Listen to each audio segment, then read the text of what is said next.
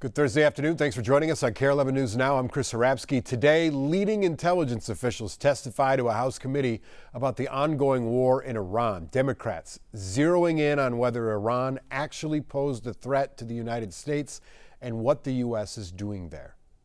The objectives that have been laid out by the president are different from the objectives that have been laid out by the Israeli government. The president has stated that his objectives are to destroy Iran's ballistic missile launching capability, their ballistic missile production capability, and their Navy, the IRGC Navy and mine-laying capability. Developing now, the Pentagon is asking for $200 billion in additional funds for the war in Iran. It comes as the Department of War Secretary Pete Hegseth gives an update on the operations happening in Iran right now and reiterates that this conflict is not spinning toward an endless abyss nor a forever war.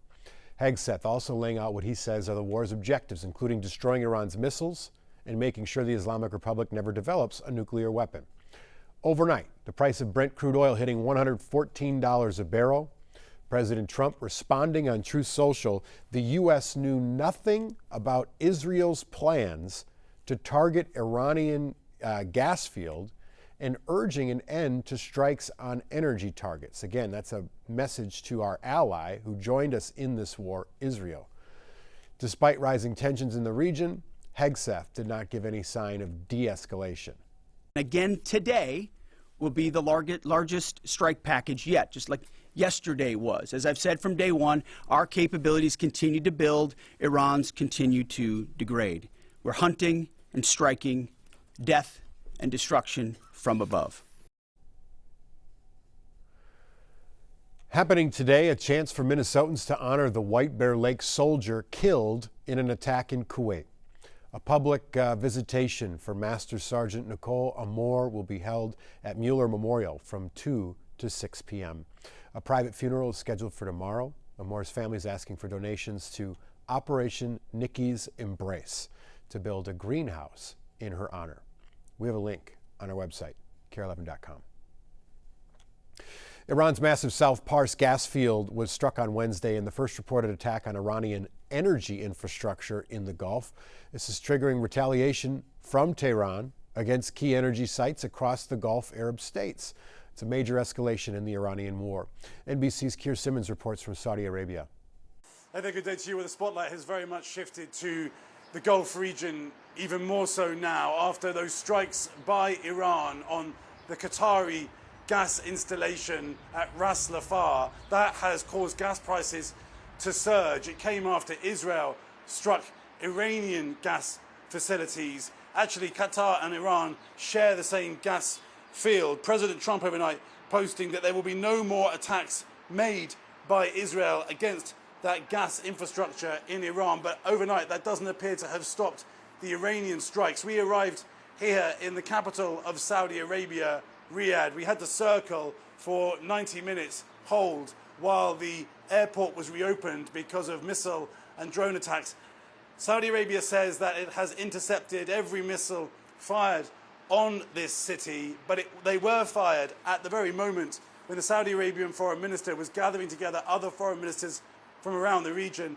He told me that he had not seen that kind of blackmail from another country before in his diplomatic life. The result of that meeting was a furious threat to Iran that if it carried on with these attacks on infrastructure in the Gulf, that these countries would inevitably have to respond. Keir Simmons, NBC News, Saudi Arabia. Happening right now, a case challenging immigration detention practices is happening in Minneapolis. Homeland Security being accused of denying detainees timely access to attorneys. We're also learning that Liam Ramos, the Columbia Heights preschooler, went viral after being detained during Operation Metro Surge, could now get deported. Ramos and his father were sent to Texas after outcry from lawmakers and the public. They were released back to Minnesota to finish their asylum case. But his family's attorney confirms a judge ended that claim yesterday. Columbia Heights Public Schools sent us a statement saying, in part, quote, "While we respect the legal process, we cannot ignore the profound human impact, especially on children, of this federal action. which has disrupted the lives of so many of our community members who entered this country through legal means, end quote. Family's attorney plans to appeal the case, but that could take months, even years, and if they lose, they'd have to go back to Ecuador. New today, the Senate Homeland Security Committee has voted 8-7 to advance Senator Markwayne Mullen's nomination for the Secretary of the Department of Homeland Security. The committee's chairman, Republican Senator Rand Paul, who has a personal beef with him, was the only Republican to vote no. And then Senator John Fetterman was the only Democrat to vote in favor. Now Mullen's nomination is going to head to the Senate floor for confirmation from the body, where it will likely be approved. Mullen replacing Kristi Noem, whose tenure leading DHS was rocked with controversy after federal agents shot and killed Renee Good and Alex Preddy in Minneapolis. There is a financial crisis in our state's largest public hospital, and it will matter to everyone at some point if it breaks HCMC for good. That hospital is an anchor of downtown Minneapolis and a level 1 trauma center that treats patients from across the state. Their leaders went to the state capitol to tell lawmakers that they need help or else. Danny Spiewak has the latest. Hennepin County Medical Center has reached a breaking point. A closure at Hennepin Healthcare would have a dangerous domino effect across the state. At the House Taxes Committee on Wednesday, County Commissioner Angela Conley testified about HCMC's projected $1.7 billion in losses over the next decade, due to factors like the rise in uninsured patients seeking care and federal changes to Medicaid eligibility. This is a statewide investment. Seeking to earn support in the divided legislature, hospital leaders tailored their message toward the economy. Urban teaching hospitals are the workforce engine for rural Minnesota. If you represent a farming district, a lake community, a small town hospital, this matters to you. One option to raise money for HCMC is extending and increasing the county's sales tax that partially funded Target Field, now that the stadium is almost paid off. But similar proposals have stalled the past few years in DFL Senator Ann Rest's Taxes Committee.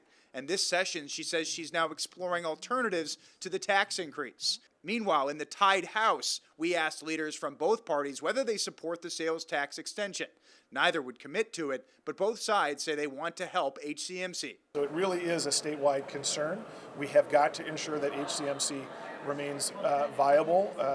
If they did not only would we lose everything that I'm talking about in terms of that trauma response, but the burden that would fall upon hospitals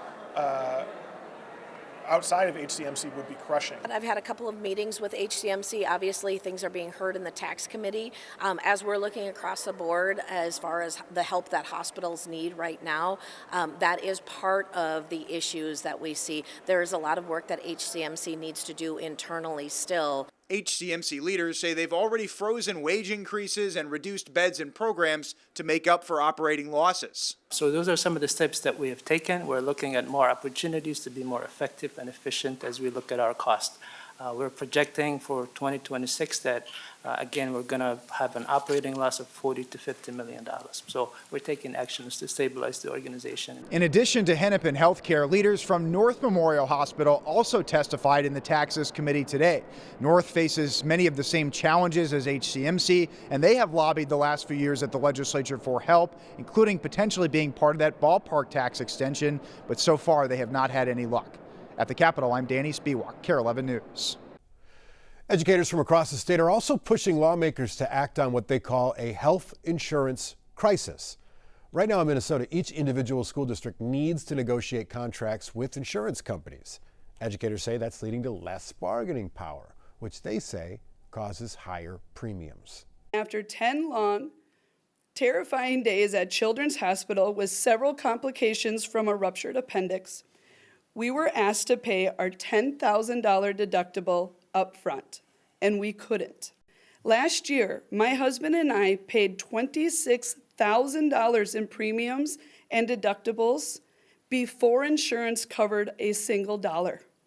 That is almost half of my salary. So far, lawmakers have not discussed the proposal.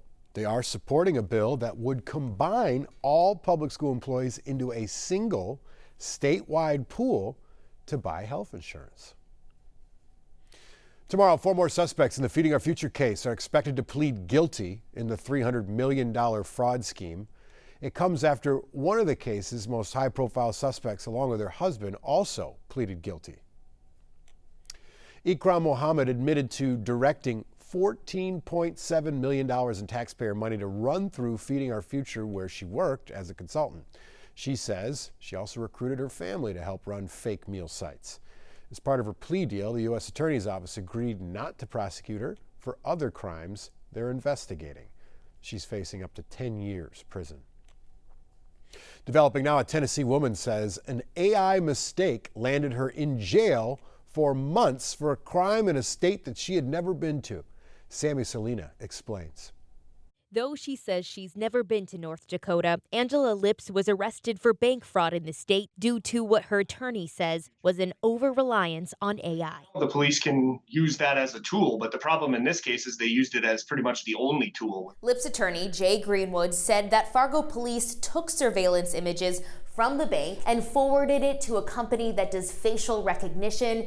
They flagged Angela based on her social media presence. I don't think there was anything else ever mentioned in the police reports that related to her identification and whether or not she was the person that they were looking for. She was arrested in July in Tennessee and spent 5 months in North Dakota jail. Her attorney says she was never interviewed by police before that. The Fargo Police Department set a timeline and admits they only learned of her custody in December. They interviewed her for the first time later in the month, and the charges were dismissed. Well, I asked her family for some bank records going back a few months, and it showed that she had been buying the same things, doing the same things for 3 months, including over the time period that she was supposed to have been in North Dakota committing bank fraud. Fargo Police Chief Dave Zabalski said in a statement that they also conducted additional investigative steps independent of AI for identification prior. He went on to say ultimately the issuance of an arrest warrant for Ms. Lipps indicated that the state's attorney and a judge determined probable cause existed for the charges. So it should never be used as a singular form of identification of a suspect. Absolutely not. Manjeet Rege is a St. Thomas professor and its director for the Center for Applied Artificial Intelligence. I think what people can learn from this is that this is not as much of a technology problem, but this is how the technology was applied. I'm going to have it do